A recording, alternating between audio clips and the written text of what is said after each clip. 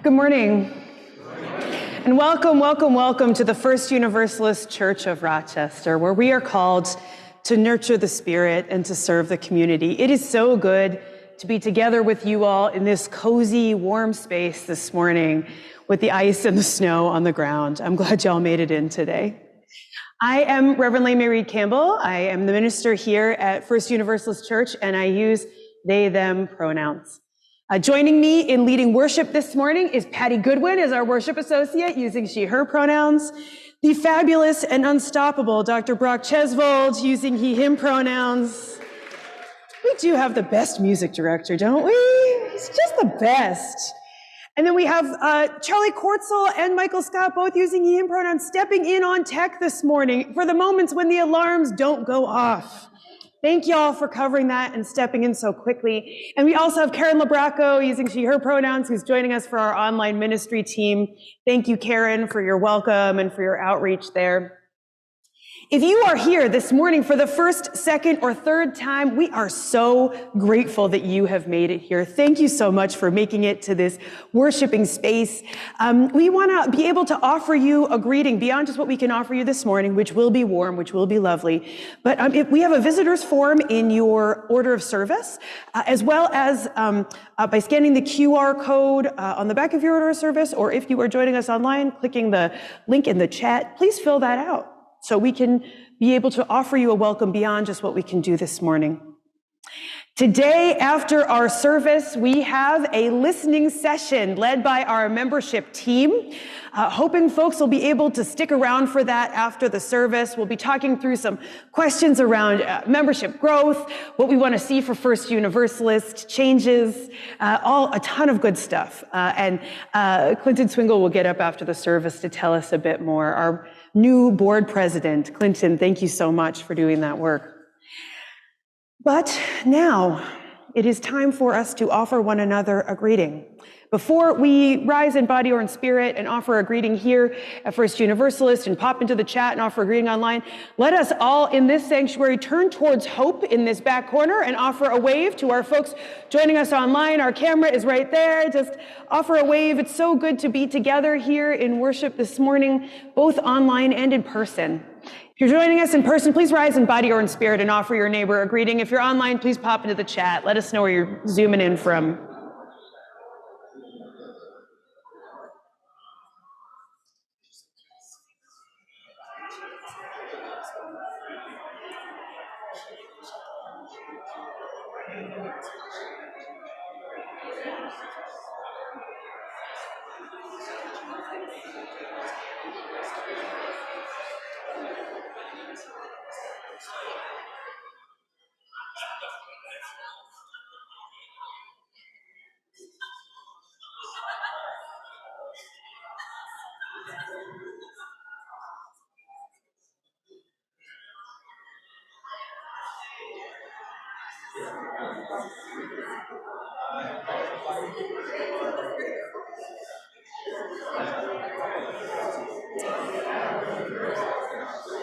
All right, dear ones, let us sing, let us sing, let us sing. This hymn feels a little cruel today. We thought we would sing a song this morning around growth and around spring. And, you know, it seemed appropriate when we were getting this service together, but this morning it feels like kind of a tease. So please join us in singing hymn number 1068, Rising Green. It's in your teal hymnals if you'd like to follow along there. But the words will be up here on your screen.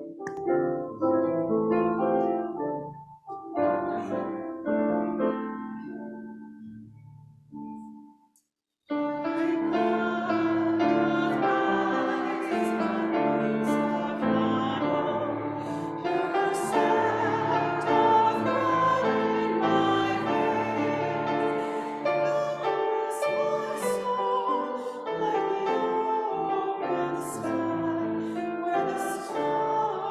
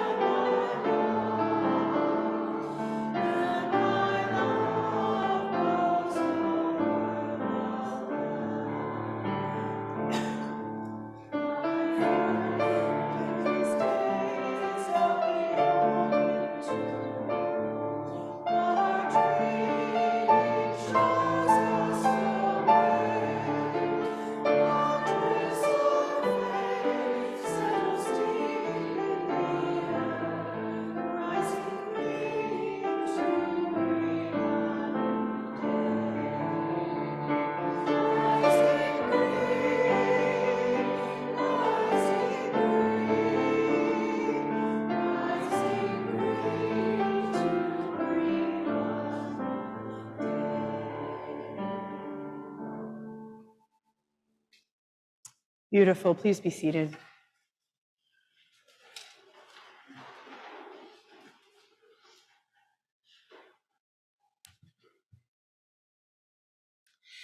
In Nina George's novel, The Little French Bistro, there is a scene where the main character is with her dying friend, a sculptor.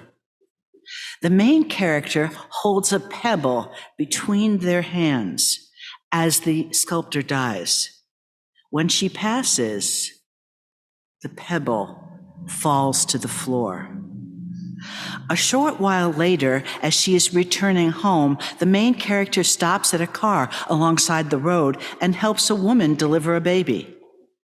When the baby doesn't cry right away, she places the pebble on the baby, and the baby cries, the cry of life. This scene brought to mind our joys and sorrows ritual. As the worship associate drops the stones in the bowl every week, each stone represents events in the life of this congregation. One week, a stone placed in the bowl can represent a joy.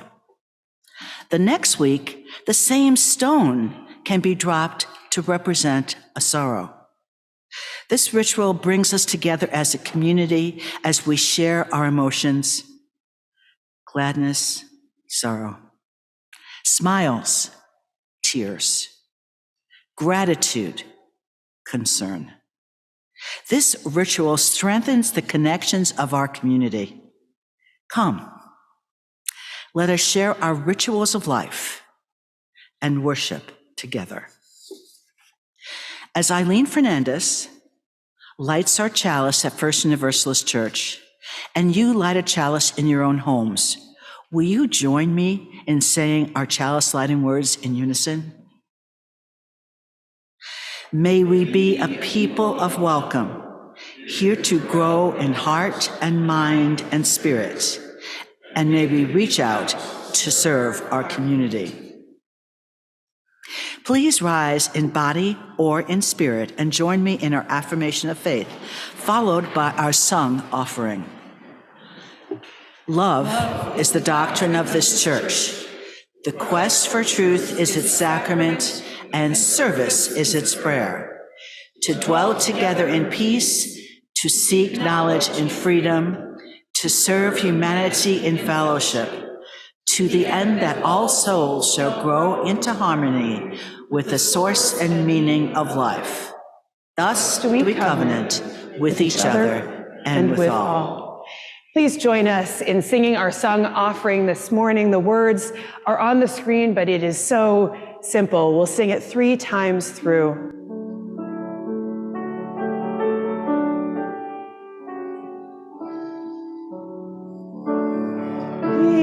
Need is here. What we need is here. What we need is here. What we need is here. One more time. What we need is here. What we need is here. Please be seated.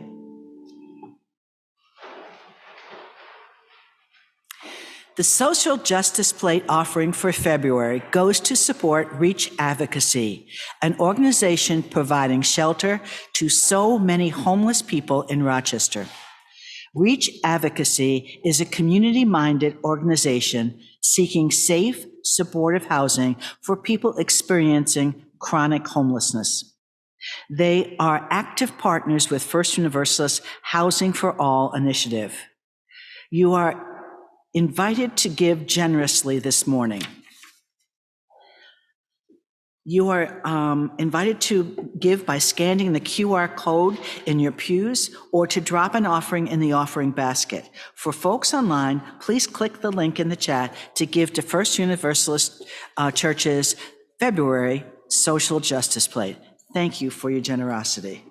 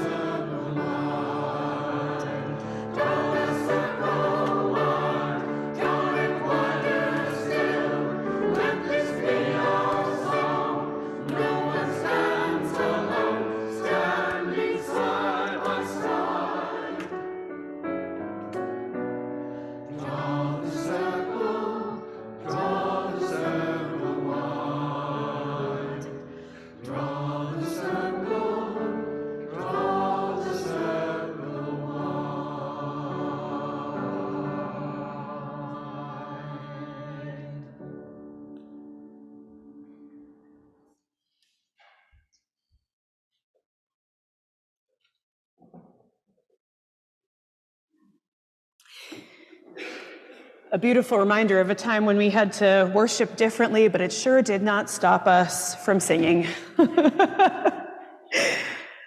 Oh gosh, as we continue to draw the circle wide here in this congregation, I do have a story to share with you all this morning that Reverend Michelle picked out, our fantastic Minister of Lifespan Faith Development.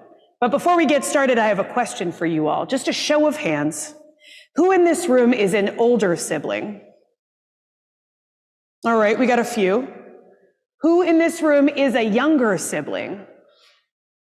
All right, we got a few of y'all. I'll be interested to hear what your perspective is on our story this morning. It's called The Just Right Family, and it's an adoption story, which I'm really grateful that we have so many more stories about adoption now and being able to normalize different ways that families come together. This is a story by Sylvia Lopez with pictures by Ziwei Chen. My family is Mama, Papa, and me, and it's just right. On Saturdays, Mama starts me off on the park swings. We feed the ducks. I like the ducks, but the big geese are scary. They won't hurt you, Papa says. I'm here. We pick out library books. We read them together, Mama, Papa, and me. Tell me my favorite story, I say every night. It's not in a book. Mama points to the big map on the wall to a place called China. We flew far across the sea to adopt you, she says. Why? I ask. We learned you needed a new home, Papa answered. So we ask to be your forever family. We looked into our hearts and saw you there, Mama says. You were just right. It's the best story. My story. One night, Mama says, we have a surprise. A puppy? I ask. No, someday a puppy, she says. This is better. A sister, Meiji, Papa says. We're going to adopt a baby. Our family is going to grow. Mama is wrong. A puppy would be better. The next morning at breakfast, I asked, why do we need a baby? Our family is just right. Papa and I looked in our hearts, Mama says, and we saw her there. Sometimes I wish Mama and Papa didn't do so much looking. Will the baby look like me or you? I ask. She won't look like any of us, Meiji, Mama answers. She'll be just right. Why doesn't she stay where she is? I ask Papa on the way to school. Sometimes babies need new homes, he says. We asked to be her forever family. Now Mama and I are double lucky. We have you and her. He smiles big and hugs me tight. I hug him back, but I don't smile much. Me and a puppy would have been lucky enough. How do you feel about being a big sister? My teacher asks. I don't know, I say. I've never been one. I think you'll be awesome, she says. You're very, very special. I'm glad she thinks I'm special. I smile, just a little. Where is the baby now? I ask. In a place called Haiti, Mama says. On my map, Haiti looks far away. Papa and I need to go get her, Mama tells me. You're leaving me? I grumble. Only for a week, she says. Grandma will come and stay with you. She has big plans. Yeah. When Grandma calls, I sing her the new song I learned at school. She asks about the baby. She's coming, I guess, I say. I got new shoes. Then we'll buy a dress to match, Grandma says. Got lots of great stuff planned for us to do, kiddo. I smile a little bit bigger. Mama lets me pick a color for the baby's room. My room is blue, my favorite. I tell her the baby's room can be pink. Papa buys a map like mine and hangs it on the wall. He puts a shiny star sticker on Haiti, another one on China, and then he put one where our house is. What about my map? I ask. Papa opens his hand, another sticker. We put a star on Haiti on my map too. I walk around both rooms. Blue is still my favorite color, but I think pink is now my second favorite. Before they leave, Mama and Papa hold me tight. We'll be back before you know it, they say. I hug Mama hard. One afternoon, Grandma and I go to see a movie. It's about a family. And I think about Mama and Papa, and I miss them a lot. The next day, I try on lots of dresses at the mall. Grandma buys me 2. They both match your new shoes, she says. I see a tiny printed dress. It's pink, like the baby's room. Can we buy this one too, I ask, for the baby? Grandma smiles. Sure. Then one morning she says, let's go, Maylee. At the airport, Grandma pats my knee as we wait. Soon, she says. Finally, I see Papa and Mama holding a baby. I am so happy, Grandma whispers. She starts to cry. Sometimes grandmas are hard to figure out. Come see Sophie, Maylee. Sophie takes my finger and won't let it go. Hi, Sophie, I tell her. I'm your big sister. I'm going to help push you on the swings. I'm going to help keep the geese away. Do you like stories? She gives me a tiny smile, and I smile back. That night we read library books together. Then I tell her a story. Her story. I point to the map, to the star on the place called Haiti. I tell her how Mama and Papa flew over the sea to an island to adopt her, how we all looked into our hearts and saw her there, and how we knew she was just right, like our family. The end. What a beautiful story. A story that around both of these adopted kids. The stories around choice and what it means to look inside one's heart and to see someone new there.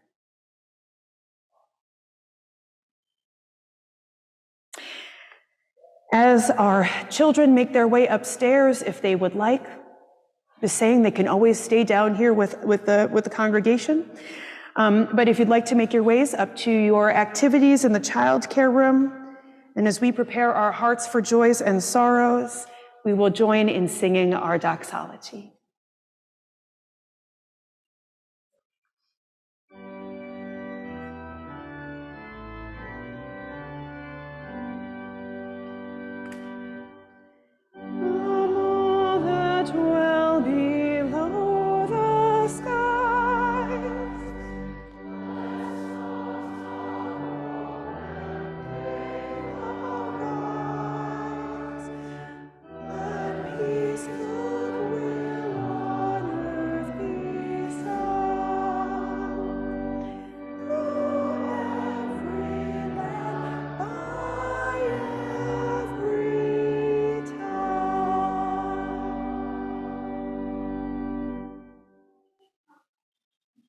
I want to invite you all into this reverent time of sharing the joys and the sorrows of our gathered community.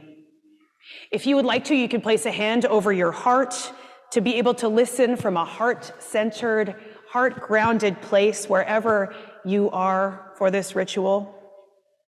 As Patty places stones into the bowl, which she wrote about so beautifully at the beginning of our service, I will read aloud the joys and the sorrows of our gathered community. All online are also invited to share your joys and your sorrows in the chat so that we may be able to hear them as one community. This morning we share a joy from First Universalist.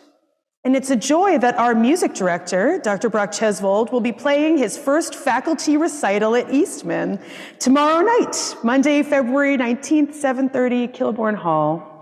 We are so excited for you.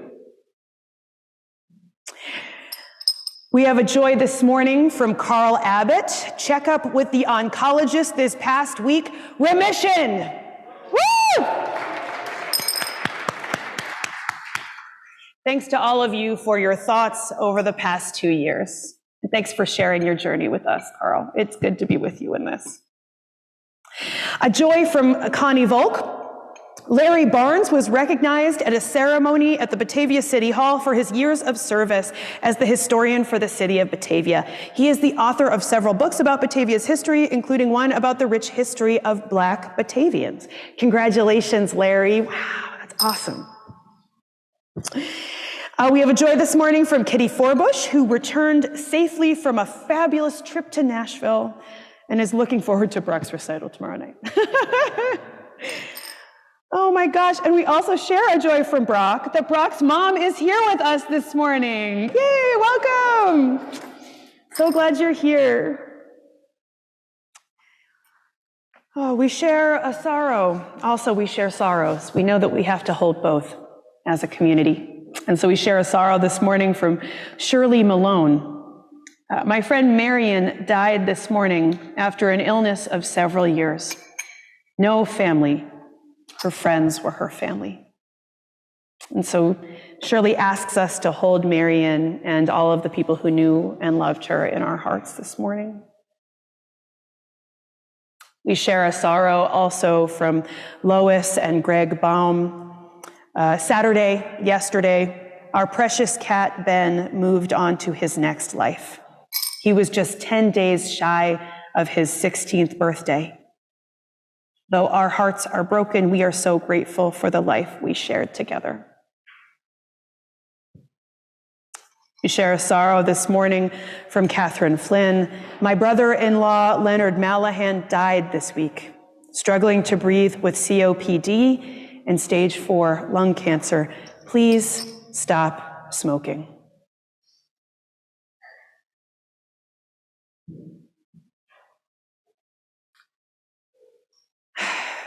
We hold this morning that this church is worshiping and is a worshiping community that is meeting in a time of war. We acknowledge the wars and the conflicts that are happening in Israel, Palestine, Ukraine, the Congo, and Sudan.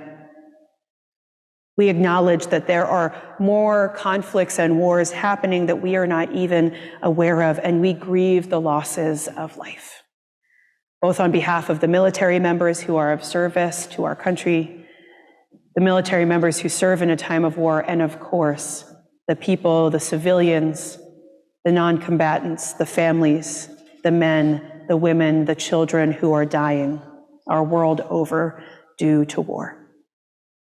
We earnestly pray for these wars to cease. This morning, we light a white candle to acknowledge the grief we feel in this time and to share it with one another. May we hold the grief of those across the world living with immense loss, displacement, poverty, and atrocity. Let us be connected by our grief. And this morning, we will light a yellow candle, to also acknowledge the joy, the resilience, the tenacity found in life that still makes life worth living. We know that there are ways the people who are at war are still finding to survive and hopefully still finding glimpses of joy. Let us be connected by this life force to those living through the direct impact and loss while at war in their homes, their backyards, and their countries. We will hold a brief moment of silence to honor the many deaths that have happened this past week due to wars across our world.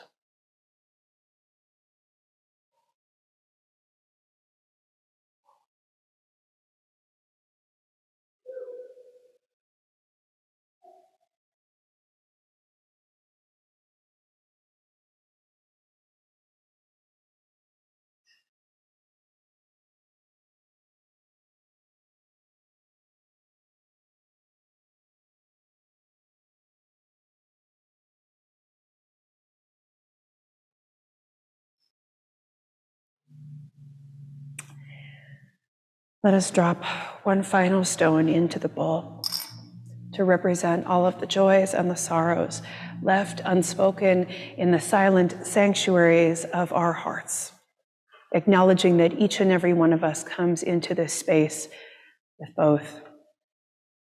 May all be held in the heart of love.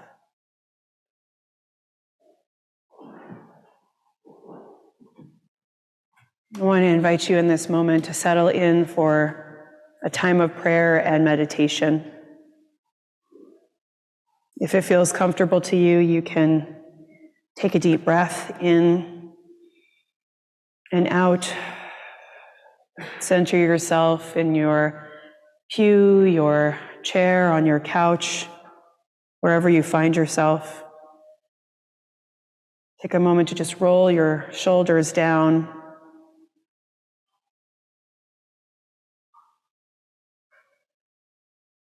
To allow your eyes to close or to soften your gaze.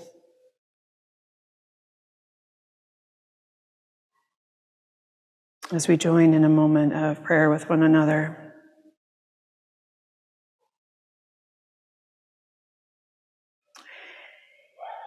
In this space, we do not often pray or really ever pray using the term Lord, but rather can pray with the words of Audre Lorde. What are the words you do not yet have? What do you need to say? What are the tyrannies you swallow day by day and attempt to make your own until you will sicken and die of them, still in silence?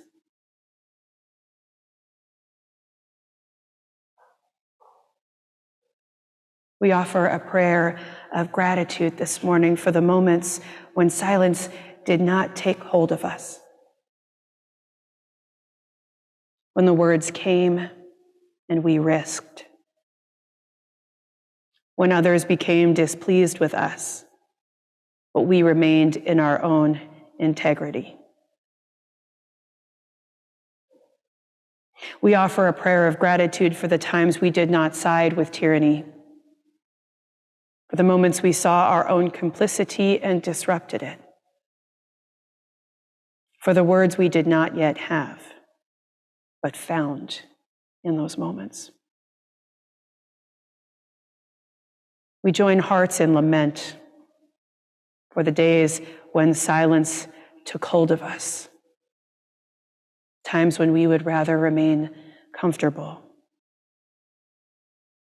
We regret the moments when we were choked by our own desire to be liked, to be one of the gang. We lament the moments we abandoned ourselves for a sense of false belonging.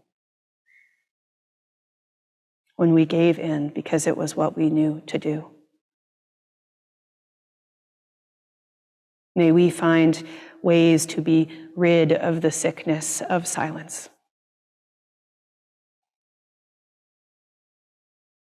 May we find ways to emerge from the closets of our own fears and complicities.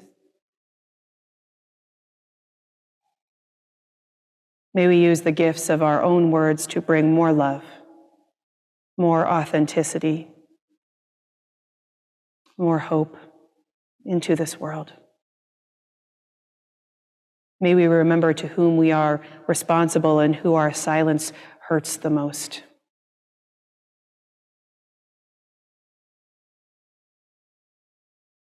In the face of tyranny, in the shroud of expectation, in the invitation to share truthfully, may we find our voice rather than remain in silence.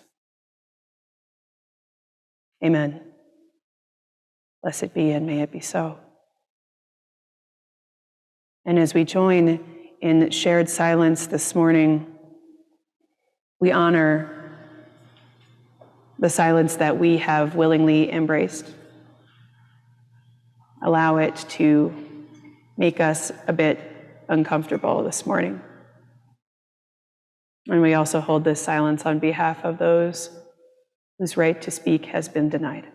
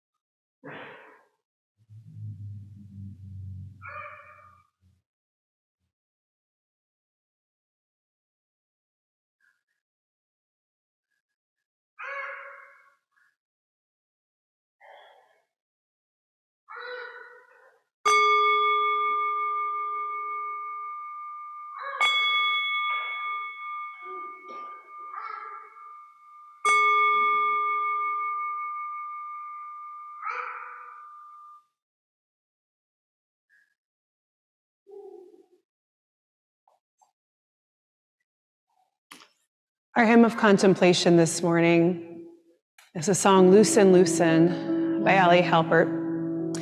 As we pull up the words, we'll sing the first part through 3 times. We'll sing the second part through 3 times, and we'll do our best to bring them, weave them together.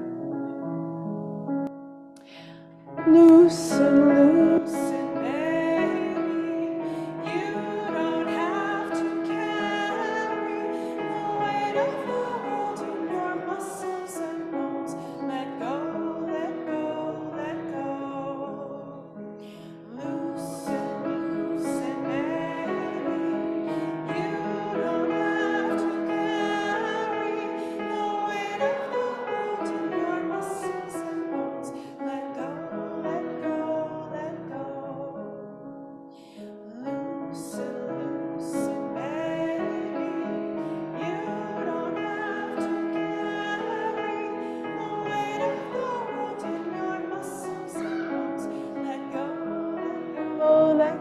And then part 2, holy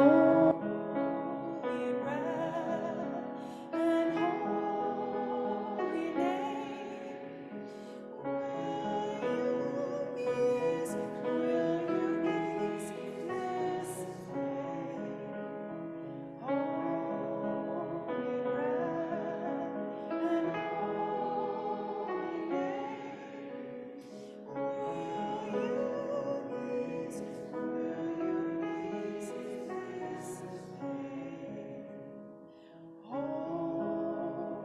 breath and holy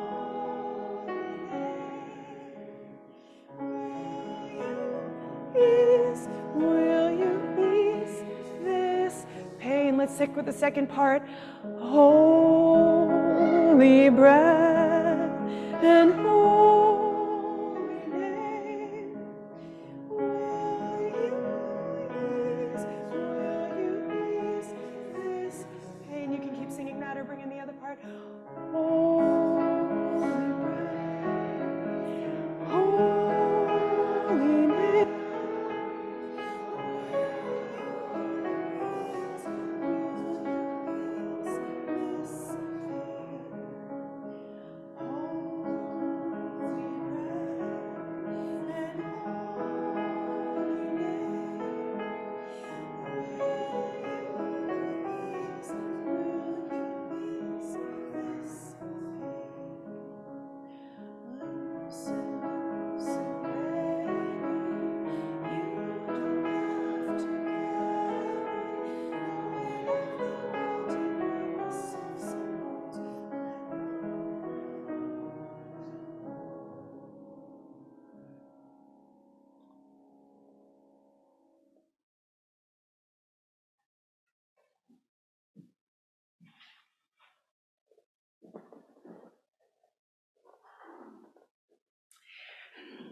Going back to our story this morning, I love how this family, these parents, describe their discernment about growing their family.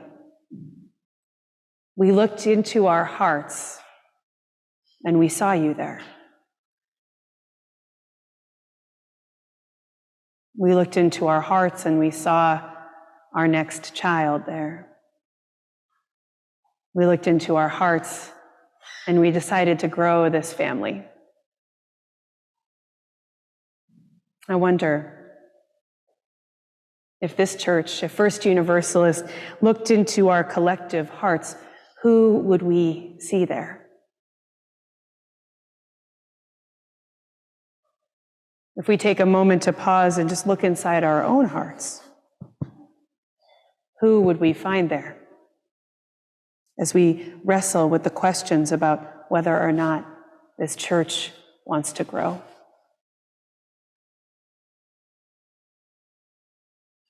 I want to start with the heart this morning, because that is where love resides. As we talked about in last week's sermon, Unitarian Universalists keep love at the center of all that we do. And especially as Universalists, this is our theological legacy and inheritance. And it gets us towards a concept I was sharing with our drop-in discussion this past Tuesday. Brene Brown, noted shame researcher, public speaker, author, and all-around fantastic human being, has a concept she wrote about in her 2017 book, Daring Greatly. The piece she invites us towards is a strong back, soft front, and wild heart. Strong back, soft front, wild heart. Are there folks in here who are familiar with this? Is this stuff that folks are, oh, awesome. As she describes it, having the strong back of knowing our boundaries, our limitations, being trustworthy and in our integrity puts us in a good position for the soft front and the wild heart to follow. Having a strong back means knowing one's values. It means being able to show up as our true, authentic selves, knowing what we can offer and what we need. To get in touch with your own strong back, I wonder what boundaries feel non-negotiable for you. I wonder what you know yourself to be available for and then not available for.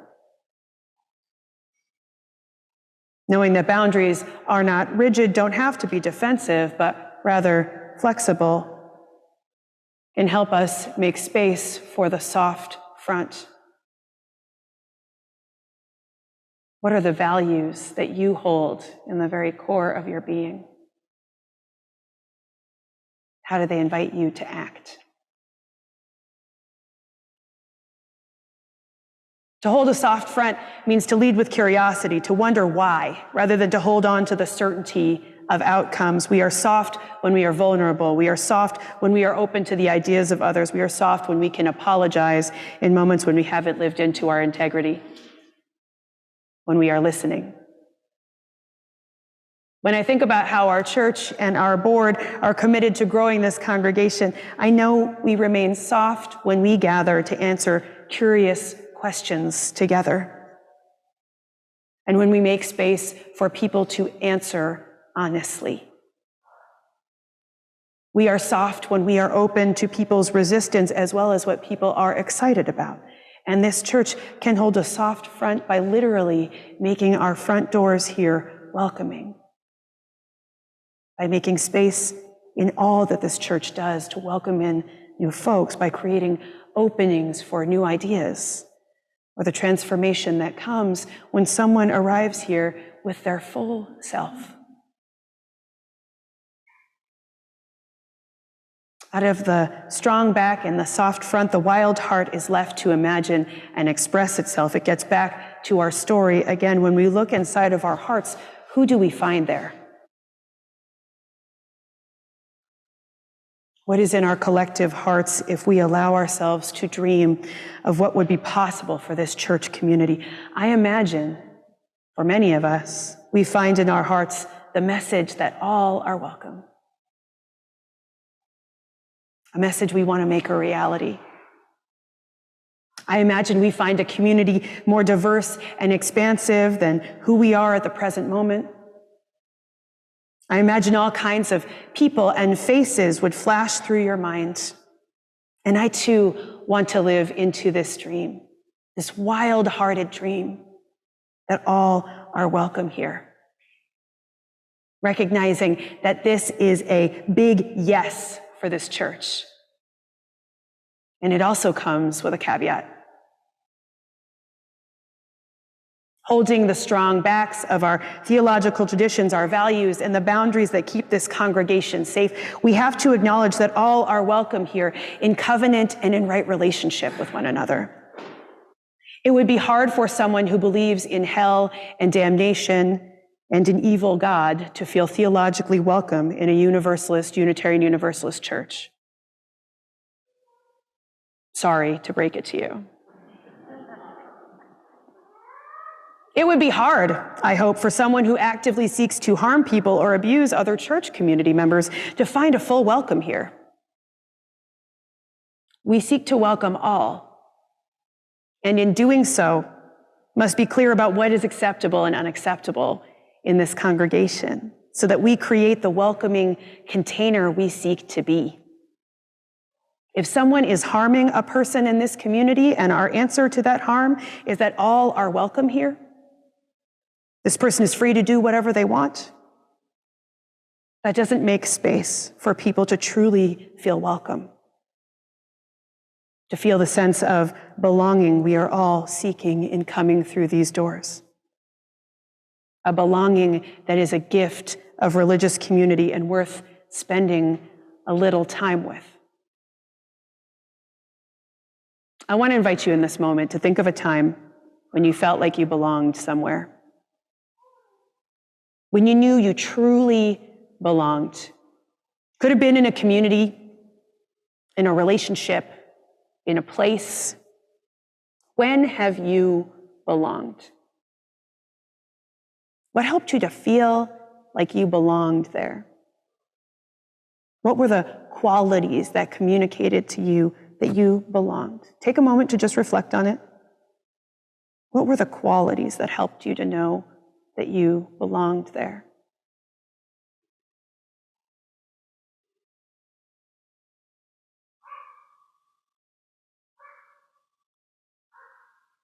And I want to invite you to take a moment to name aloud with this community the ways that you knew that you belonged. And if folks are online, if you can name some of those, share some of those qualities of belonging in our chat. What are some of the qualities that helped you feel like you belonged? Laughter. This, what? Smiles. I'm so sorry. Smiles. Listening. Compassion. Name tags.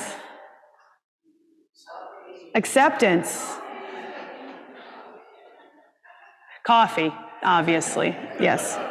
Coffee's a big factor in belonging. Ambition? A mission. Oh, a mission. We knew what we were doing together. Yes, we knew our purpose. Music. Books. Shared ideas. The joy of hearing a child. What a joy. Accidents? Sorry. Activism. Being active together, knowing what our shared values are and being able to act them out, to live them out. Yes. Also making accidents together, making mistakes, and being able to recover from them. That's one that I've known where I belong.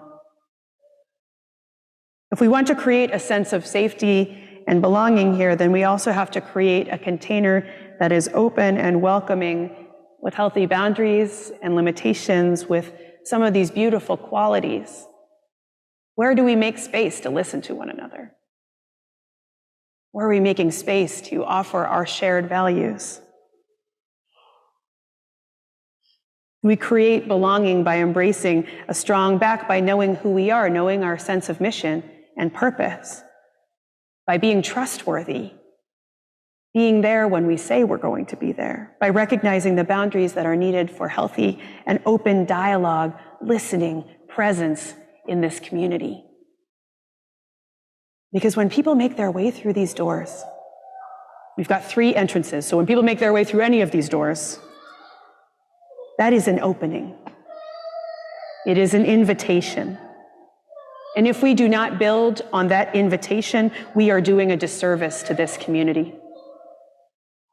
I can imagine many of us have had times when we were invited to a place, a gathering, a community, and knew when we arrived that we did not belong there. And we know how that feels. It feels really bad.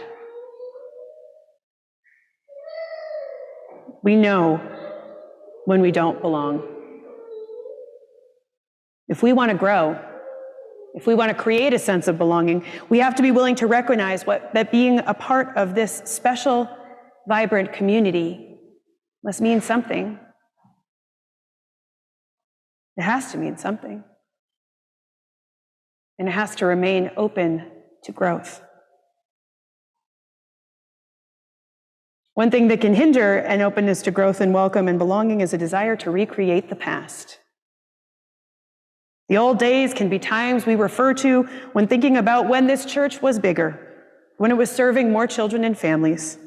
I have seen one picture in particular where we had over 200 children enrolled in our Sunday school. Granted, it was a long, long time ago. So the memories of that time may not necessarily be alive in the people right here, right now, but we remain rigid in how this place will look if we are trying to recreate a time gone by. We can remain less open to ideas and to new initiatives with the phrase, well, in the past we tried it and it didn't work. Or, we've already tried that once. Or just hearkening back to a time that was good then but might not be the direction our wild hearts are leading First Universalist now. Embracing a soft welcome means trying a bunch of new things and accepting that some of them will not be successful. Accepting that we might fail along the way. This is a time to embrace experimentation and to try new things. It's not a time to rely on what has already worked, what we feel certain will work again. Because likely the only way we will grow is if we take a few risks. My best friend in ministry, a dear friend, was just in town visiting this past week, and they are a minister who is searching for a congregation to serve, and they shared this little tidbit, this insight with me.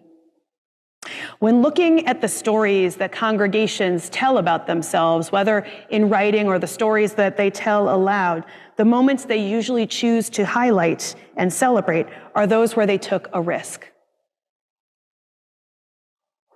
It is usually a time when they tried something new, a time when there was some pushback about things changing and being different than before. Stories are rarely shared when a congregation chose to remain safe, where they continued to do things as they had always done them.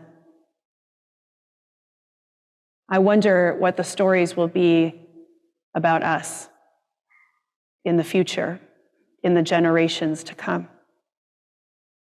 There is deep hope and inspiration in risking and experimenting right now. To do so leads this church into a future that will look different rather than attempting to recreate the past.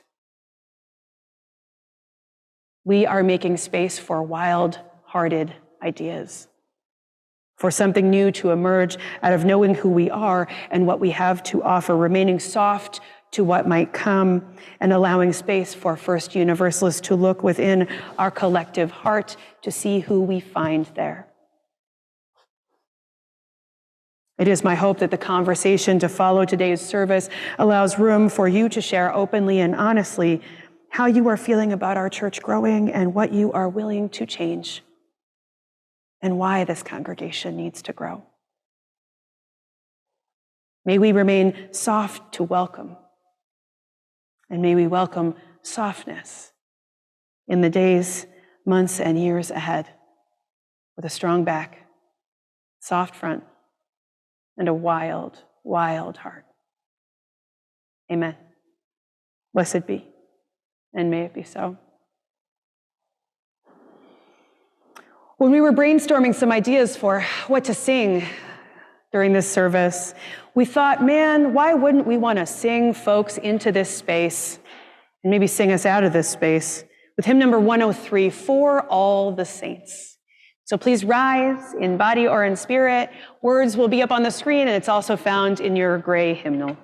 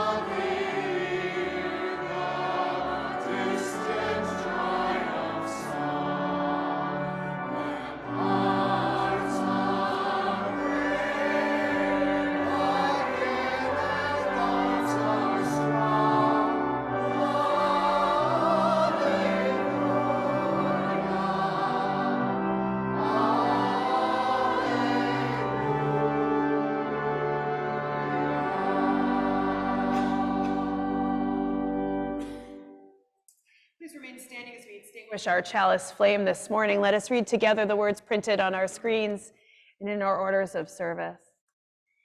We extinguish this flame, but we keep its light in our hearts with its message of love and justice, taking it outside these walls to the world we live in until we are together again. As we close this service, I'll invite you again to place a hand over your heart, to get centered in this heart-centered, wild-hearted place. Take a moment to look around here at those who are here with you now. Those who are joining us online up on the screens. And let us take a moment to look into our wild hearts and to see who we might find there. Who are we here with now? And who may we imagine into the future? Dear ones, we know that all of this starts with love, with knowing that we are loved, with knowing that this community is loved. May we be that love to whomever we meet, wherever we go, in the days and moments ahead. Amen. Blessed be. May it be so. Dear ones, I want to invite forward Clinton Swingle, who is our new president of the Board of Trustees. Yay! And also, a member of our membership team. So I want to invite him forward to share a little bit about our listening sessions from the pulpit now, so that we can kind of hear a little bit about what we're doing, but also just, to share gratitude for you starting this new piece, and also to share gratitude for Bridget Watts, who's back there. Give us a wave, Bridget, who is our outgoing board president. Bridget, thanks for holding it down. You've been incredible. Awesome, go ahead. Thank you. I'm over, I'm a little overwhelmed by, it's harder to look from here than it is to look from there. So, I'm happy that you have a president kind of halfway, because when Reverend Lane-Mairead was going to be gone, I didn't feel like I could just do it and all for the whole year. So that's why you kind of have a president in the middle. And I remember it's going to take all of us to do this job, and so I'm going to try to do my part, and I would like for everyone here to try to pitch in and do their part. So, growth is going to be a side effect of health and our willingness to be transformed. So when new people come here, we're going to change, and I know that when they'll bring everything that they are to this place. And so we belong here. This is our place, but this is also a place for other people, and we need to be willing to be changed. So we're going to have a conversation about growing. You're not going to be here all afternoon. There's 3 questions. There'll be 2 groups, one in the chancel room and one in the gratitude room. Chalice room and the gratitude room. And then there'll be 3 here in the auditorium, and then 1 group online led by Karen LaBraca. So there'll be 1 in the back here on the right, 1 up here, and 1 over here, and then 2 upstairs. So you're not assigned to any certain one, just get to one of the groups, and they'll each have a leader there. So thank you all. We want to start pretty quickly, so we're not telling you what to do or how, but we're trying to. Usually, once everybody kind of gets into the coffee hour, they don't want to come out. So try to go to the groups pretty quickly. So thank you.